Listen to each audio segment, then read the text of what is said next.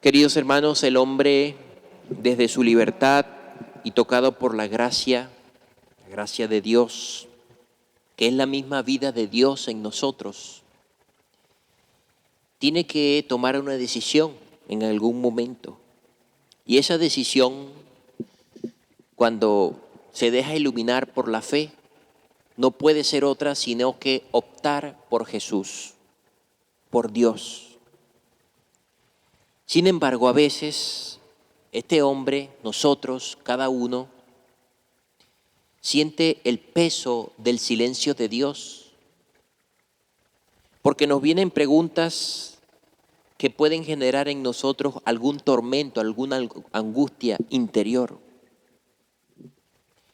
Entonces, ahí nosotros es cuando le decimos a Dios: dame un signo, dame una prueba que estás conmigo, que me estás acompañando, para que yo pueda creer en ti, para que mi fe se fortalezca. Pero tenemos que tener cuidado con esto, porque de esa manera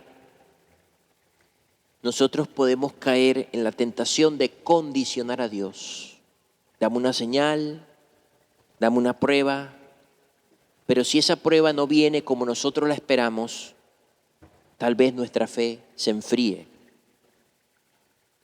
Por eso Jesús llama en el Evangelio de hoy a la multitud que lo seguía solamente porque veía los milagros que él hacía, lo llama generación, gente perversa. Los tilda de esa manera. Algunos porque solamente se dejan llevar por los signos y otros porque ven los signos, pero los miran con otras intenciones, como los judíos, los jefes religiosos de la época, que creían que Jesús hacía signos, milagros, en nombre de Belcebú, el príncipe de los demonios. En el Evangelio de hoy, Jesús entonces rechaza los signos espectaculares que le hacen ver como el Mesías. Por eso es que la fe nos ayuda a creer y esperar lo que nosotros no vemos por los sentidos. Es que el mismo Jesús es la señal, hermanos. Jesús mismo es la revelación que nosotros estamos esperando, la palabra entera de Dios. ¿Qué más vamos a esperar? ¿Qué otro milagro queremos ver sino a Jesús desde la cruz, siendo el Hijo de Dios, el Dios vivo y verdadero, la palabra hecha carne, la imagen del Padre, el Emmanuel, el Dios con nosotros, sin pecado, se entregó como cordero, sin mancha, para morir por cada uno de nosotros? ¿Qué mayor milagro podemos nosotros entonces reclamarle a Dios? Incluso cuando Jesús hacía milagro, le decía a la gente: no se lo digan a nadie, que todavía no ha llegado mi hora. Jesús no quería que le siguieran solamente por esos milagros, esas curaciones, sino por lo que Él estaba predicando, que era el reino de Dios, era la conversión de los pecados. Y hoy Jesús pone dos ejemplos en el Evangelio. El primer ejemplo, Jonás, y el otro, Salomón. Jonás y Salomón eran un profeta, Jonás, Salomón un rey muy famoso, muy grande ante el pueblo, mas sin embargo eran menos que Jesús. Y aún así suscitaron la conversión de una ciudad tan pecadora, tan llena de situaciones inmorales como Nínive, o la admiración de la reina del sur en relación a Salomón. La reina admiraba mucho a Salomón, solamente iba a escucharlo, a verlo. Y sin embargo,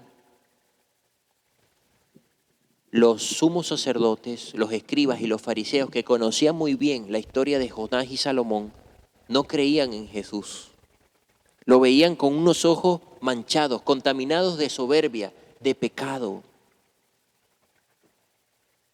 La luz en nuestros ojos Es lo que Jesús ha venido a traernos.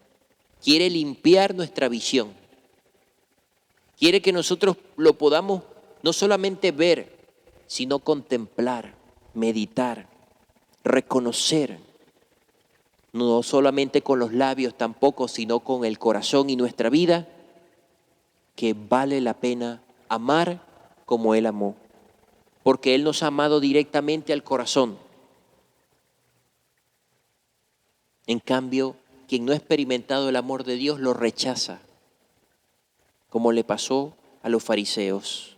De nada les servían los signos, de nada nos pueden servir a nosotros los milagros, las cosas extraordinarias que Dios hace por nosotros, si no sabemos verlo con los ojos de la fe. A veces los milagros pasan por nuestras narices, frente a nuestros ojos, y no nos damos cuenta, porque no tienen el carácter de espectacular, de fantasioso, de ficción, porque los milagros de Dios muchas veces se manifiestan en lo sencillo de la vida. Por eso solo Jesús es nuestro signo. ¿Y la señal del cristiano cuál es? La Santa Cruz. Ese es el signo que nosotros necesitamos para seguir siempre adelante. La fe desnuda en Cristo muerto y resucitado. No hemos de reclamar evidencias a Dios. No hemos de reclamarle seguridades, milagros. Solo aumenta mi fe, Señor, para que pueda alumbrar e iluminar mi visión y ver la vida como tú la ves y lo que tú haces por mí. A veces uno encuentra en algunas personas, algunas comunidades o familias, un afán tremendo por apariciones, por revelaciones, portentosas, mágicas, a veces de la Virgen, de los santos. Y eso realmente nos ayuda cuando son realmente verdaderas, auténticas. Pero no nos podemos quedar allí, porque nuestro apoyo y seguridad es el Señor, nada más. Y a veces poco demostramos que creemos en Dios cuando nos dejamos llevar más por revelaciones, por signos milagrosos, a veces esotéricos, que nos presenta el mundo. Incluso podríamos decir que hoy tenemos la gracia de presenciar muchos milagros. Algunos de ellos no son maravillosos. Hay tantos cristianos buenos, tantos mártires, tantos beatos, incluso tanta ciencia puesta al servicio de la humanidad, de los demás, tantos profetas que nos iluminan con el querer de Dios sobre nuestro mundo, pero no nos damos cuenta, no los buscamos. Nos podemos preguntar, ¿tenemos los ojos limpios para descubrirlo? Y los santos, mis queridos hermanos, son un ejemplo de eso. Ojalá podamos ver la vida como la vio, por ejemplo, San Juan XXIII, el santo que hoy estamos recordando, el Papa bueno. Aquel que, por inspiración de Dios, del Espíritu Santo, convocó quizás la renovación más grande que ha tenido la Iglesia en los últimos años, como lo fue el Concilio Vaticano II. Un papa que antes de ser papa, ya de sacerdote de un pueblito allá en Italia, transmitía sencillez, alegría, que se esforzaba en manifestar la caridad y la humanidad cristiana, desde el punto de vista siempre de Cristo. Trabajó por todos, trabajó por la fraternidad y la unión de todos los pueblos. Por eso el Señor lo fue llevando poco a poco. Y con esa sonrisa que él tenía, también luchaba con tantos problemas que encontró en aquel momento en la iglesia y en el mundo. Recordar, por ejemplo, aquella famosa carta, aquel famoso mensaje que el Papa Juan XXIII dirigió en plena Guerra Fría o a punto de iniciarse. Pacem in terris, paz en la tierra. Una vez le preguntaban al Papa, Santo Padre, ¿qué necesita la Iglesia a propósito del Concilio Vaticano II? Y él decía, necesitamos abrir las puertas y las ventanas de los cristianos, de nuestras casas, de nuestros templos, de nuestros hogares, para que la brisa fresca, nueva y suave del Espíritu Santo pueda regenerarnos de nuevo, pueda renovarnos interiormente. En otro momento le dijeron, Santo Padre, ¿qué le parece a usted que en la Plaza San Pedro, allí hay unas parejas, hay una pareja que, bueno, están en momentos de caricias, en unos besos, unas cuestiones?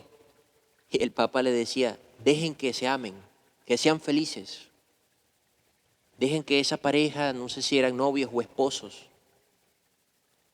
lo hagan. Es decir, el Papa venía a darnos una bocanada de aire fresco a la iglesia de aquel momento y de hoy. Y le damos gracias por eso. Gracias, por ejemplo, al Concilio Vaticano II, la Santa Misa dejó de celebrarse en latín y se celebra ahora en el idioma de cada lugar, en la lengua vernácula, gracias al Papa Juan XXIII, entre otras muchas reformas. El acceso de la palabra de Dios y de la liturgia de las horas a los laicos, no solamente a los sacerdotes, gracias al Concilio Vaticano II.